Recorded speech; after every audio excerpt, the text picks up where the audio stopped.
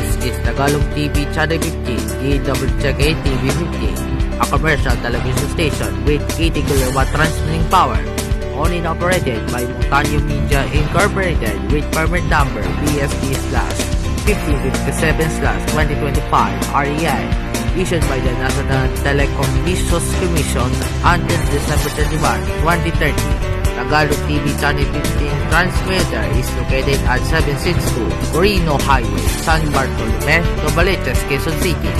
Tagalog TV Studio Complex is located at Reliance ST, Barangay Highway Hills, Mandaluyong City.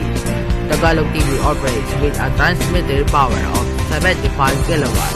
Tagalog TV is maintained by the following personnel, duly licensed by the National Telecommunications Commission and Professional Regulations Commission. Arnel Acosta, 97, 1 PNCR, 2453. Leonel Cabida, 56, 1 PHL, 5367. Melvin Glenn, 74, 1 PNCR, 2559. Margarito Gabriel, ECE number 6778.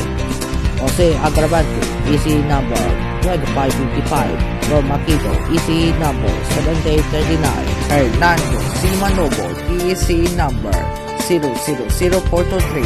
Romulo C. Tataro Jr., ECE number 00339. Romeo T. Dayon, 941 PNCR 11441. Robert A. Espano, 2K 1 PHL 24096.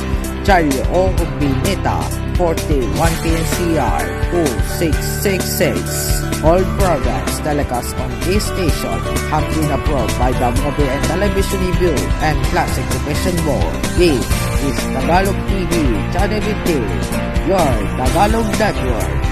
Now, signing on.